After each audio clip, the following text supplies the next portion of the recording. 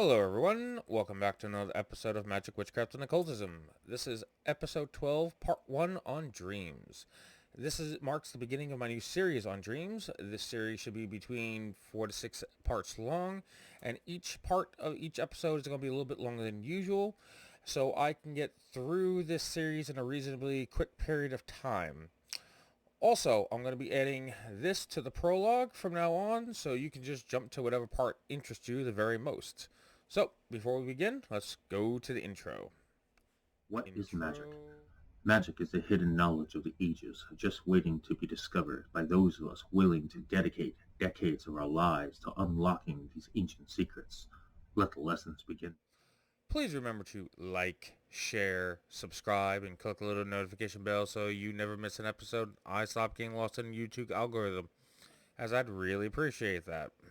Now we move on to dreams. Now, before we begin in earnest, there are a few questions that need to be examined that is fundamental not only to the section on dreams, as well as to help give you a deeper understanding into yourself and the practice of magic.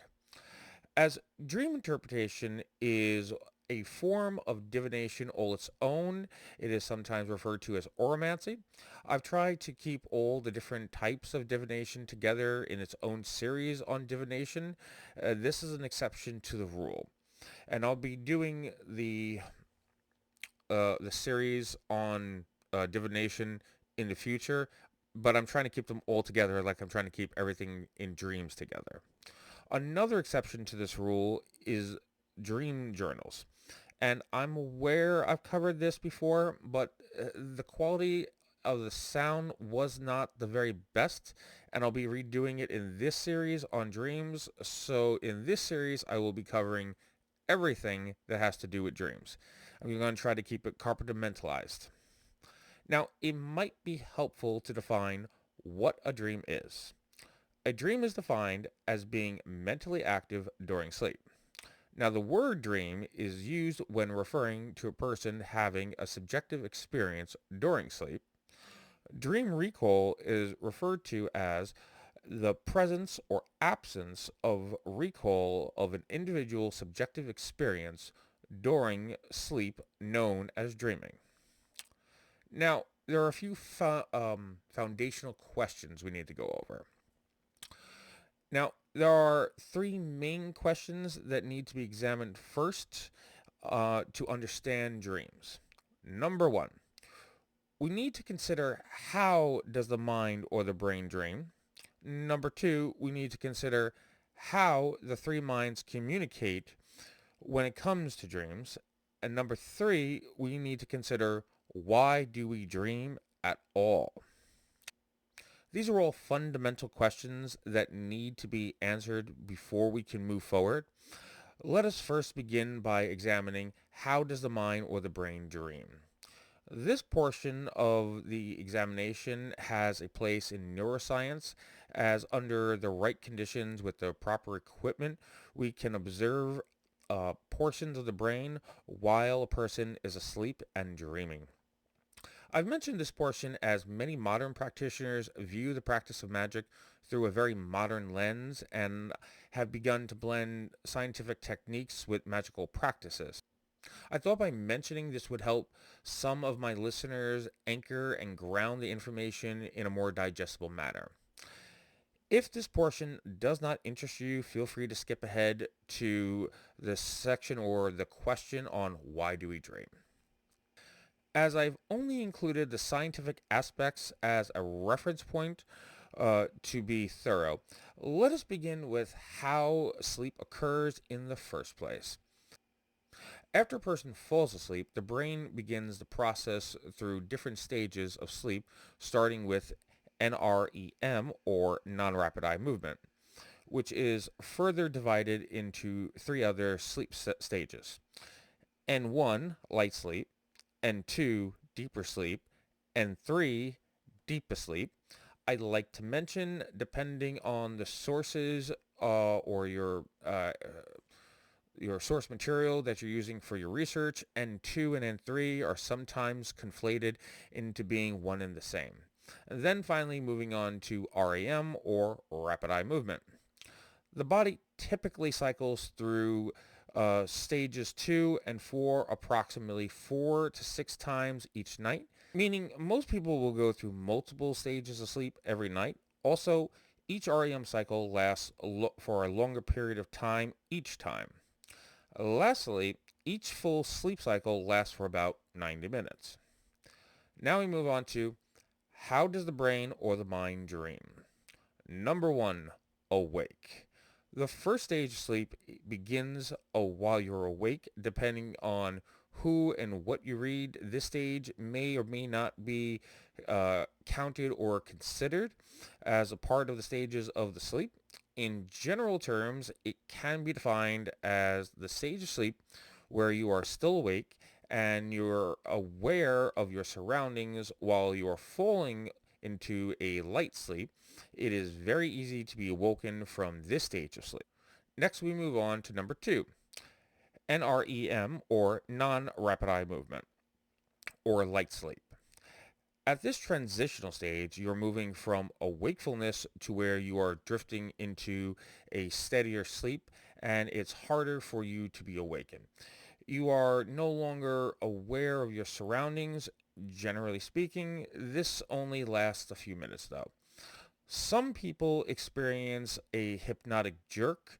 We sometimes experience when we're falling asleep. Um, if people awake at this point, they usually don't realize that they were actually asleep at all. During stage 2 or of N1, the heart rate and breathing slows down. Also, your body and muscles begin to relax. The body temperature drops and the eye movement either slows or stops completely. And brain waves also continue to slow down as our bodies are getting ready for a deeper sleep. Next, we have stage 3, NREM2, or non-rapid eye movement, or deeper sleep. At this stage, you're slipping into a deeper sleep. At this point, it becomes difficult to awaken. If your sleep is interrupted at this point, you may feel disoriented if you are awakened abruptly. During stage 3 of N2, the heart rate and breathing slow down to the point that they are at a regular pace, muscles relax, decrease, and brain activity decreases even further. During this period of time, the brain is identifying patterns. This is when the brain is gathering and processing and filtering new memories you acquired from the previous day. These memories are consolidated and then stored for later use in the long-term memory. Moving on to stage 4, NREM3, or non-rapid eye movement and or deeper sleep. At this stage, you are in a deep sleep. Heartbeat and breathing are at their slowest rate. No eye movement. At this point, it becomes very difficult to be awoken from outside stimuli. At this stage, the body performs a variety of important health-performing tasks before finally entering into REM. During stage 4 or N3, the body performs critically important tasks in the final non-REM stage. At this point, the body begins restorative sleep, allowing the body to heal, regrow tissue, bones, and muscles, as well as strengthen the immune system so you can fight off infection and illness later. Finally, stage 5, REM sleep or rapid eye movement. At this stage, you are in the deepest sleep you can be in. At this point, it is the most difficult to be awoken from any outside source. This stage of dreaming is not considered to be restful sleep. At this stage, when you begin to dream, the brain waves are more active during this stage compared to stages 2, 3, and 4, and the brain waves pick up, nearing the levels seen when a person is awake. Eyes move rapidly behind the lids. Even though the eyes are closed, they can be seen moving quickly. This is how the stage 5 gets its name. Also, your breathing rate becomes less regular, blood pressure increases, the skeleton muscles are relaxed and unmoving, but you can still have irregular muscle movements. The mind restricts the movements as much as possible so a person can't act out their dreams and hurt themselves while they're asleep. REM sleep is known for the most vivid and intense dreams, ranging from pleasant to the most horrific nightmares. These nightmares can also be the cause of sleepwalking, night terrors, and bedwetting. Your dreams don't have to be one extreme or the other. They can also be anywhere in the middle, meaning they can be benign. These dreams are also the most forgettable and least likely to be remembered at all. It is generally believed our brains use REM sleep to stimulate essential areas of the brain that help with cognitive function, to help faculties of learning, and is a way for the brain to store information as well as emotion and emotional memories into your memory. Now, I like to briefly mention if a person has a sleep disorder such as obstructive sleep apnea, a person may awake spontaneously during an episode of REM sleep. If this does occur, a person may feel groggy when they wake up. This is called sleep arrhythmia. This is called sleep inertia. It can last anywhere from 15 minutes to several hours. For those people, deeper levels of sleep may not be reached as frequently as normal because they're constantly waking up randomly, interrupting their vital sleep patterns. This can lead to a person becoming irritable and increasing fatigue upon waking. The lack of sleep can also impair a person's ability for the body to administer self-healing. This can also lower a person's immune system. Next, we move on to question 2. How the three minds communicate when it comes to dreams. Now that you have an understanding of how you dream, now let's go over how the three minds communicate and interact with one another. Now, all of this above information was highly important. Without it, you wouldn't fully appreciate or understand how dreaming affects you in an intimate physical way. That is important to you in your daily life. Now, that said, the eyes are the window to the soul. If that's true, then your dreams are the window to the mind. I will briefly outline the complete way the three separate but equal portions of the mind functionally communicate and interact with one another, and how this communication affects your dreams and how it affects you in the waking world or your waking life by extension. The conscious mind and the superconscious mind cannot speak directly to each other, so they communicate through the medium of the subconscious mind while you are asleep and you are dreaming. Dreaming allows the three minds to communicate with each other without the barriers that are normally obstructing the lines of communication when an individual is awake and conscious. So when you dream, the conscious mind is taking any and all information that is newly recorded in the short-term memory and then relaying that information onto the subconscious mind. Remember, the subconscious mind is a suppository for all of your memories down to the absolute smallest detail. So now it's combining the existing memory that's within the subconscious mind with the new fresh memories that the conscious mind before relaying that information to the superconscious mind, usually the higher self or the universal consciousness as well. One or several aspects of the superconscious mind will take all of this available information that needs to be considered and deliberated on. Then it will decide on the best course of action that needs to be made in the waking life or in your waking life in the conscious mind. When the superconscious mind is going to relay this information back to the subconscious mind, then an individual will experience the subjective experience of dreams. And that information that was given to the subconscious mind is then going to try to create a scenario that is usually a convoluted pseudo-visual and auditory experience with symbols and symbolism that is an amalgamation of your memories that is meant to be the most concise message the subconscious mind can provide to relate and communicate that information back to the conscious mind in hopes the conscious mind will be able to understand the message that is being delivered to the conscious mind. In essence, the three minds communicate through the medium of dreams. Um, this is more similar to a child's game of telephone, if for those of you that are old enough to remember that, and those that are not, this is how it worked.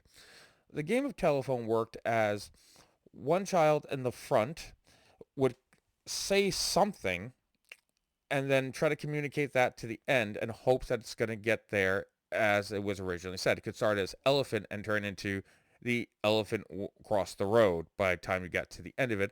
So something is going to get lost in translation. This is one of the reasons why dreams are so confusing. Now, as a quick reminder, there are three aspects to the superconscious mind. They are as follows. The superconscious mind is the magical part of the mind, the higher self, or the altruistic part of the mind, and then there's the universal consciousness, which connects you to the astral plane of existence, otherwise known as the realm of the dead, or the ethereal plane of existence, otherwise known as the land of the gods. Now, to be clear, there are three different kinds of dreams. Each correlates to one of the specific aspects of the superconscious mind. They are as follows. First, there are magical dreams. They are primarily associated with the superconscious mind. These are the types of dreams associated with oromancy or dream divination. Generally, they are of the future and can also give insight into the past, but that's uncommon. Second, there are normal dreams. They are primarily associated with the higher self or the most altruistic part of the superconscious mind. These are the most common kinds of dreams. They are primarily associated with either yourself or any problem you may be experiencing in the present. Third, there are pathetic dreams. They are primarily associated with the universal consciousness. These are the rarest kinds of dreams of all.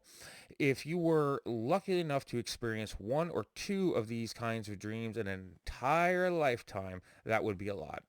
These kinds of dreams are either gifted to you by a god, deity, or another supernatural entity.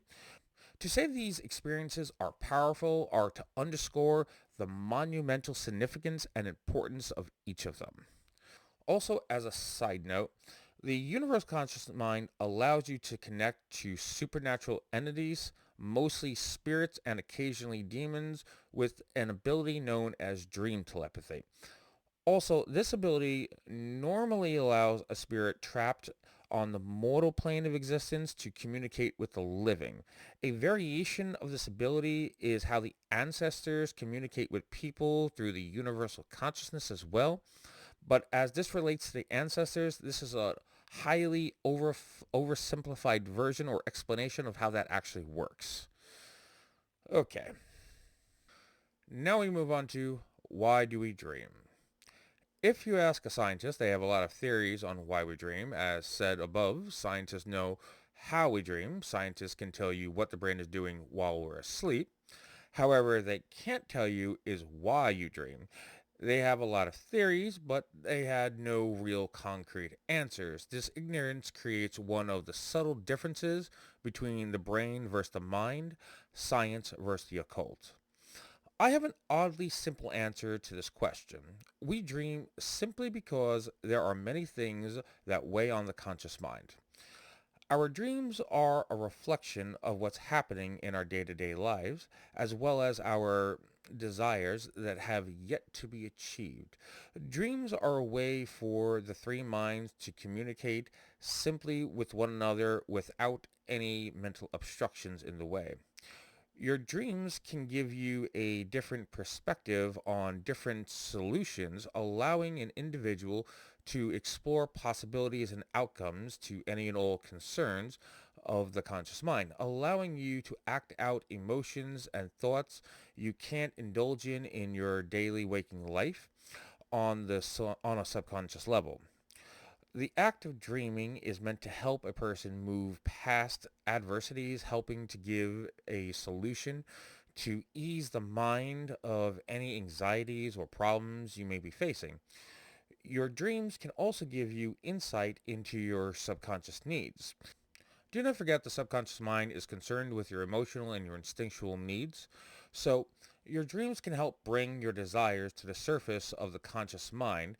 As I said before, the conscious mind is the portion of your mind that is intellectual and logical. So we'll find a way to solve the problem now that it knows there is a problem to take this weight off of the conscious mind so your mind can find new solutions to new problems that you may have in the future. Now, I hope you enjoyed this episode of Dreams. This series should be within 4 to 6 parts at the very most. I'm not trying to draw it out, and I hope you all enjoyed it. So, as always, I wish you the very best of luck with your research, and go in peace.